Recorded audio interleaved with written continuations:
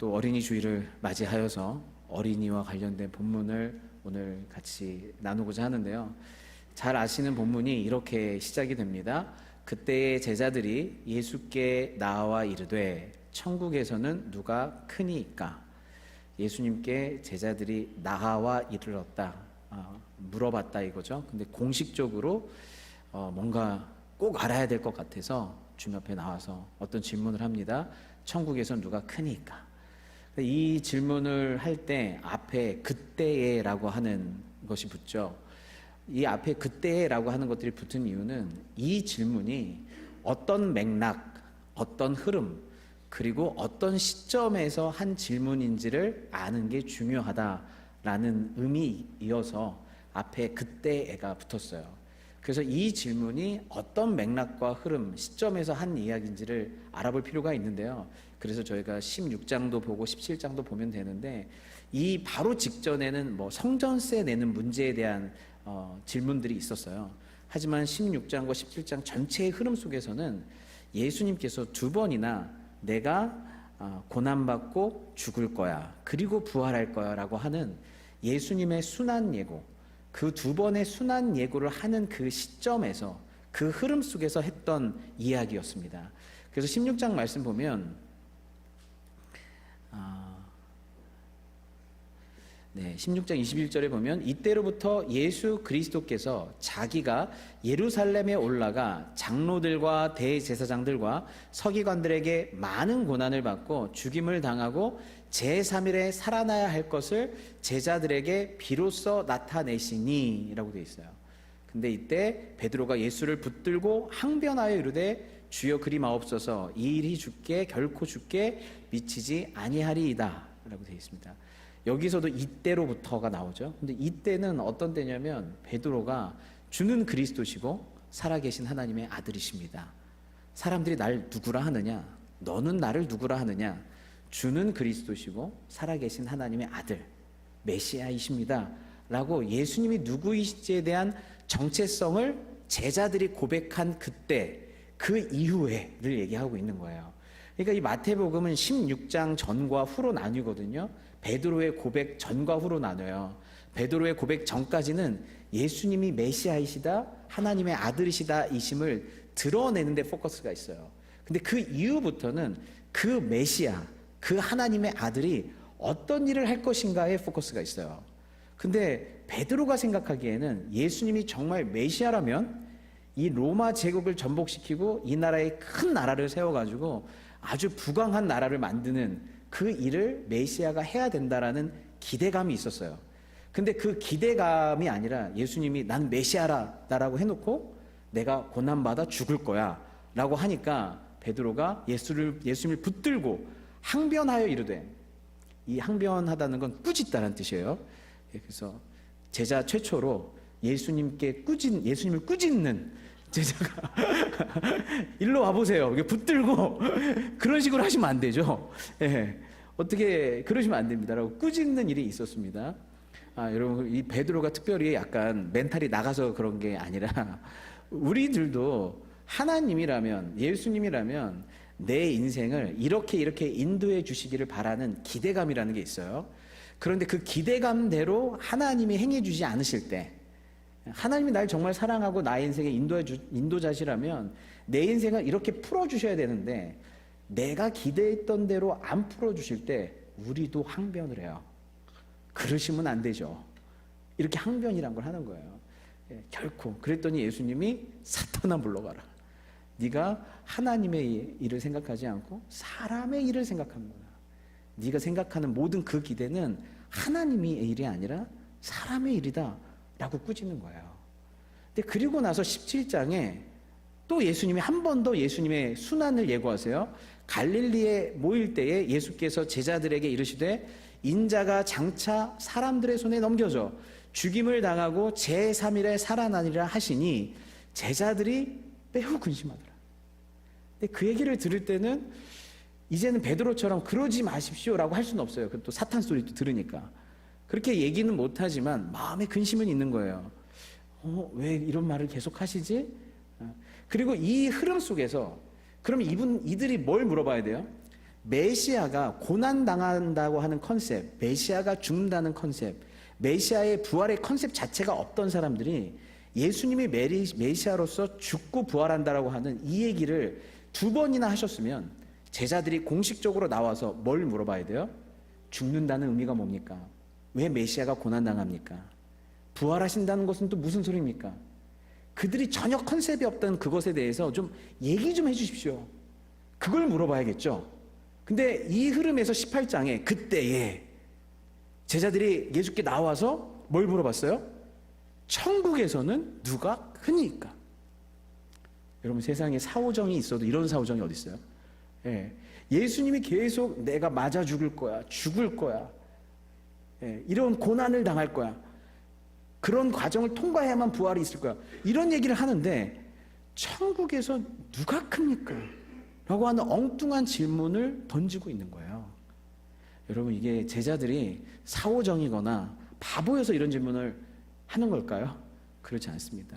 이 질문은 제자들이 갖고 있는 어떠한 인간이 가지고 있는 근본적인 욕망, 모든 인간은 이런 욕망이 있는데 어떤 욕망이 있냐면 큰 자가 되고자 하는 욕망이 있어요. 누구보다도 큰 자가 되고자 하는 그 근본적인 욕망이 있어요. 근데 여기에서 누가 크니까 이게 비교급으로 되어 있는 거거든요. 누가 더 큽니까?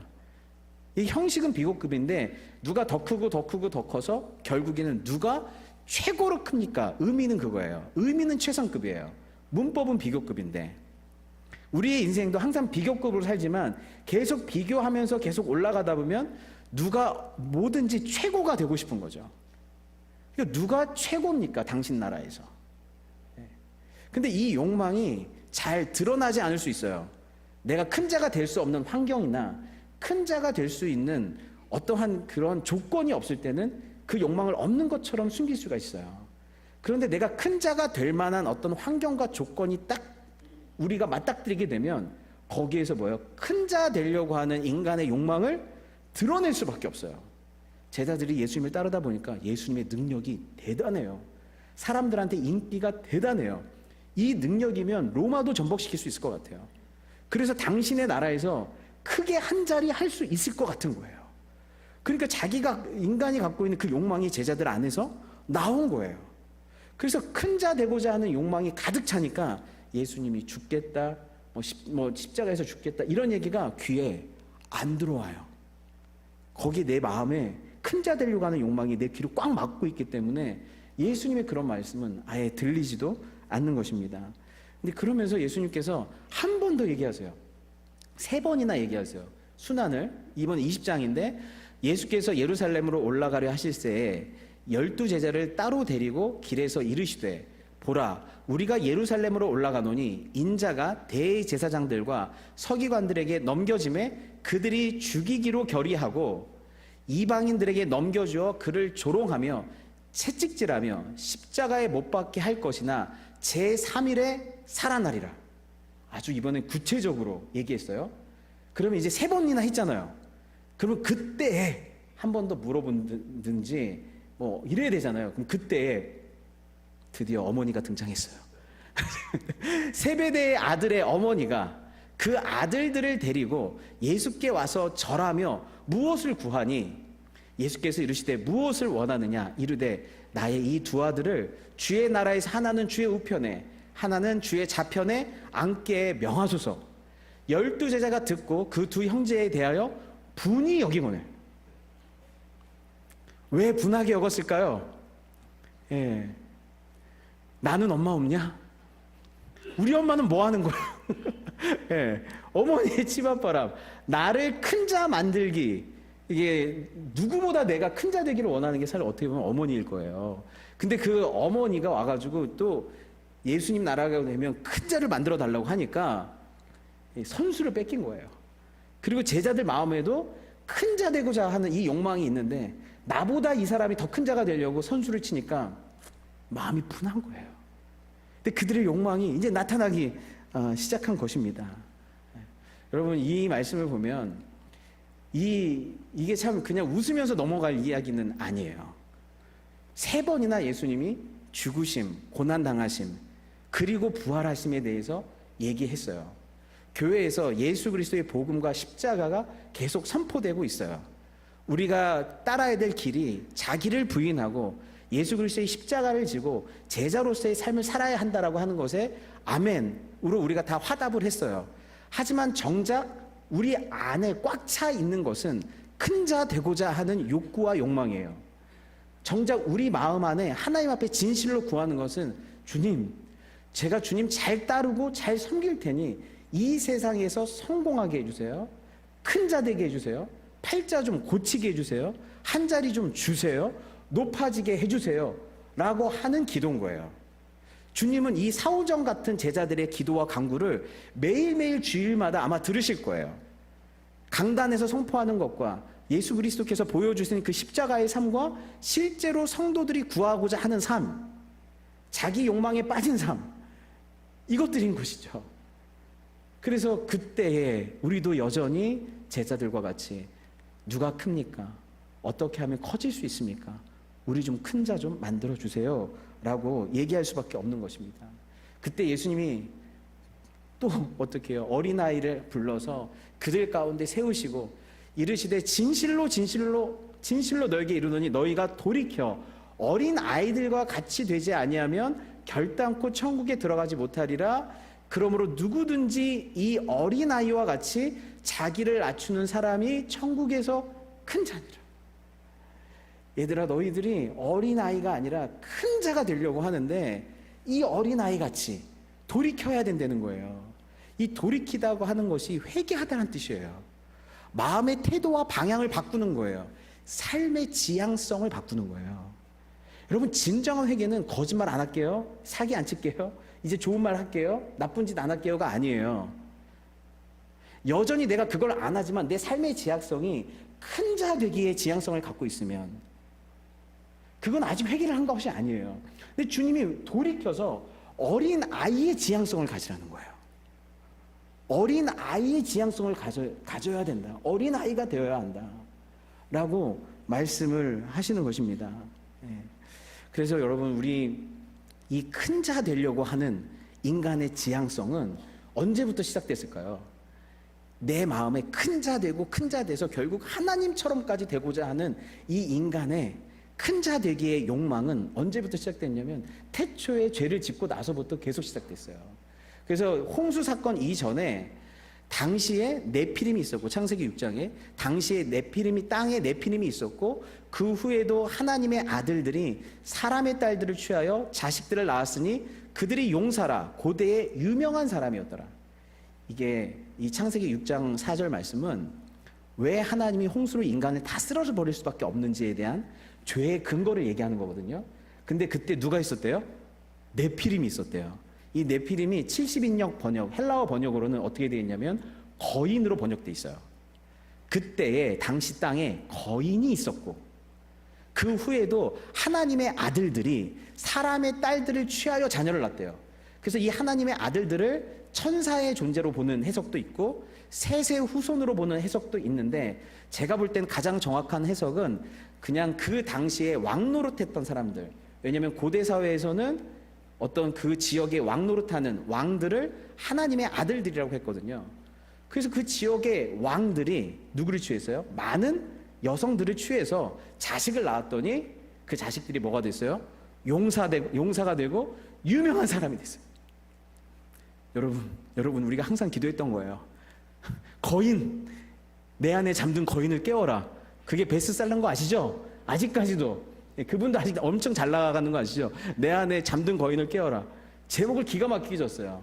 우리 인간 안에 근본적 욕망, 거인 되고자 하는 욕망, 네피림 되고자 하는 욕망, 하나님의 아들들, 왕 되고자 하는 욕망, 그래서 용사 같은 사람, 유명한 사람을 낳고자 하는 욕망. 이 네피림, 하나님의 아들들, 용사들, 유명한 사람들이 다 어떤 사람들이에요? 큰 자들이에요. 큰 자들이 있는 이 세상에 대해서 하나님이 어떻게 하셨냐면 여호와께서 사람의 죄악이 세상의 관영함을 보셨대요. 그 마음의 생각의 모든 계획이 항상 악한 뿌림을 보시고 그들 지음을 한탄하시고 그들을 다 쓸어버리신 거예요. 왜 그럴 수밖에 없을까요? 여러분, 아까 그 네피림이라는 단어가 이 거인으로도 번역된 단어인데 원래 그 원어적 의미가 무슨 뜻이냐면 나팔에서 온 단어인데 넘어뜨리다, 무너뜨리다, 떨어뜨리다라는 단어예요.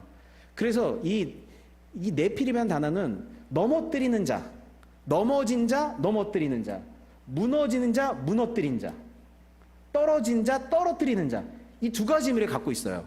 그러니까 타락한 자는 타락시키고 하나님 앞에서 영적으로 도덕적으로 무너진 자는 다른 사람을 또한 영적으로 도덕적으로 무너뜨리고, 넘어진 자는 또한 다른 사람을 어떻게 해요? 넘어뜨리는 사람인 거예요. 그러니까 본인이 거인인데 누가 치고 올라가요. 본인이 2m인데 누가 190 이상 치고 올라와요. 그럼 어떻게 해요? 더 이상 먹을 걸 끊고 눌러야죠. 예. 내가 거인이 되려면 누가 거의 나보다 더 크게 올라오는 걸 눌러야 되겠죠. 억압해야 되겠죠. 서로가 서로를 무너뜨릴 수밖에 없는 거예요. 그러니까 거인들은 서로가 서로를 계속 무너뜨리는 일을 할 수밖에 없기 때문에 세상의 죄악이 관영해요. 그리고 그 마음의 생각의 모든 계획, 무슨 생각을 할까요?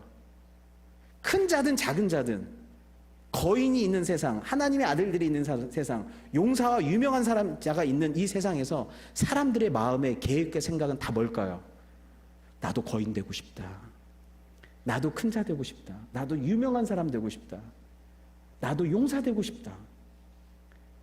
모든 사람의 마음의 생각과 모든 계획이 큰 자 되기인 거예요.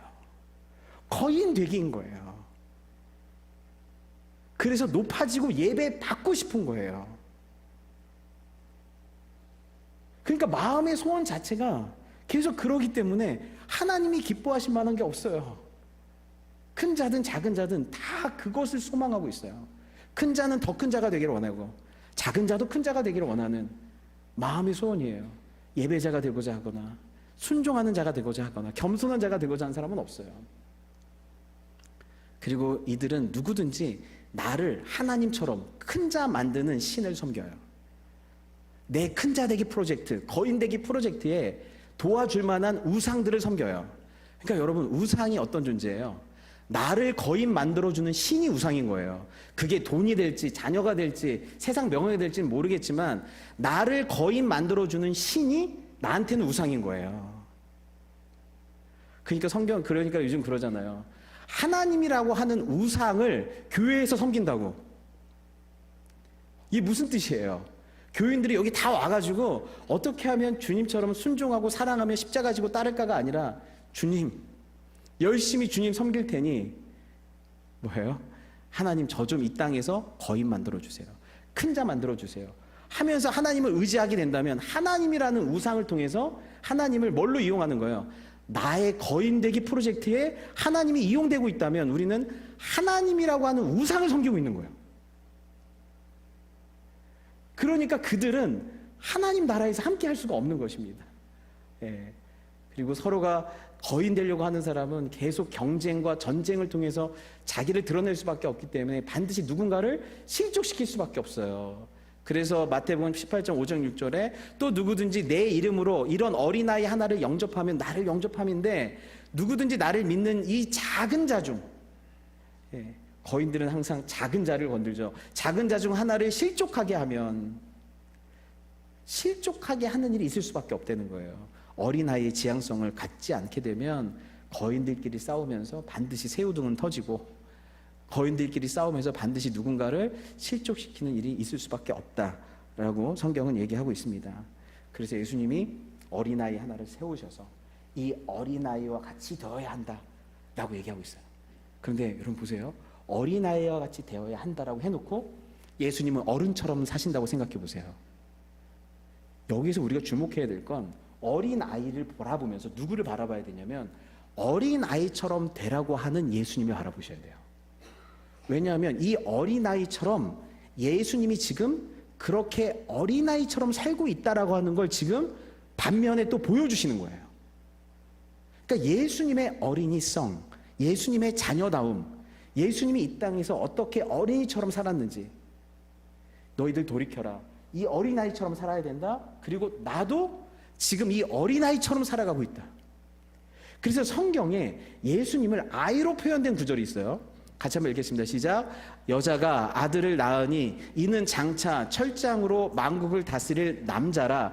그 아이를 하나님 앞과 그 보좌 앞으로 올려가더라. 요한계시록이 다 상징으로 되어 있기 때문에 여기 이 상징을 풀면 여자가 아들을 낳았대요. 여인의 후손으로 오신 예수님을 의미하는 거예요. 여인의 후손으로 예수님이 오셨는데 그가 장차 철장으로 만국을 다스릴 남자래요. 근데 그 아이를 어디로 올려갔대요? 하나님 앞과 그 보좌 앞으로 올려갔대요. 그러니까 이 땅에 여인의 후손으로 오신 예수님이 이 땅에서 십자가에서 죽으시고 부활하시고 나서 승천하여 다시 하늘로 올라간 거예요. 근데 하늘로 올라갈 때 예수님이 장성한 사람으로 올라갔나요? 아이로 올라갔나요? 그 아이로 올라가신 거예요. 근데 이 테크논이라고, 그 아이라고 할 때 아이의 테크논이라는 이 단어는 아주 작은, 아주 어린 아이를 의미할 때의 아이예요. 그러니까 주님이 이 땅에서 어떻게 사시다가 죽으시고 부활하시고서 성천하시고 올라가신 거예요? 평생을 하나님 앞에서 아이로 사신 거예요. 어린 아이로 사신 거예요. 하나님 앞에서. 그 아이로 사시다가 주님께로 가신 거예요. 그러니까 우리는 주님께서 어떻게 어린아이성을 가지고 하나님 앞에서 아이로 사셨는가를 바라볼 필요가 있죠. 첫 번째로 그 아이됨의 가장 중요한 게 뭐냐면 전적 의존이에요. 어린 아이일수록 부모에게 전적으로 의존되어 있어요. 그래서 어린아이성이 깊으면 깊을수록 그분이 없으면 살 수 없고 그분이 없으면 안 되는 존재처럼 완전히 연합한 상태에서 있어요. 내가 아무것도 스스로 할 수 없노라 듣는 대로 심판하노니 나는 나의 뜻대로 하려 하지 않고 나를 보내신 이의 뜻대로 하려 함으로 내 심판은 의로우니라. 아무것도 스스로 하지 않겠다. 주님께서 듣는 대로 심판할 거고 주님께서 주시는 힘으로 살아가겠다고 얘기하고 있어요. 전적 의존이에요. 요한복음 12장에 보면 내가 내 자의로 말하는 것이 아니요 나를 보내신 아버지께서 나의 말할 것과 이를 것을 친히 명령하여 주셨으니 나는 그의 명령이 영생인 줄 아노라. 그러므로 나의 이르는 것은 내 아버지께서 내게 말씀하신 그대로 이르노라 하시니라 라고 되어 있어요. 주님이 말하고자 하는, 나를 보낸 아버지께서 내가 말할 것과 이를 것을 친히 명령하여 주신 대로만 말하겠다는 거예요. 여러분, 그래서 어린아이일수록 부모의 언어, 부모의 말을 해요. 그리고 그분께서 주신 대로 얘기를 하고 있는 거예요. 그래서 어린아이한테처럼 너희가 낮추라고 얘기하는 건 뭐냐면 여러분이 낮아져야 부모님으로부터, 주님으로부터 뭔가를 받게 돼 있어요. 낮아져야. 그래서 전적으로 의존하기 위해서는 그분의 뜻을, 그분의 마음을, 그분의 능력을 내가 받아야 돼요. 그분이 없으면 못 산다고 고백해야 돼요. 그래서 그렇게 나 자신을 낮출 때 주님의 것들이 나한테 흘러 들어와서 그분과 온전히 연합할 수가 있게 되는 것이죠. 그래서 전적 의존이라고 하는 건 겸손하지 않으면 불가능해요. 겸손히 주님의 뜻을, 마음을, 능력을 받아야 그 뜻과 마음과 능력을 내 마음에 채워서 살아갈 수가 있어요. 그래서 여러분, 하나님 앞에서 항상 더 낮아지는 마음으로 하나님 말씀을 받으시고 그 말씀과 사랑과 마음에 의지하여서 살아가시기 바랍니다.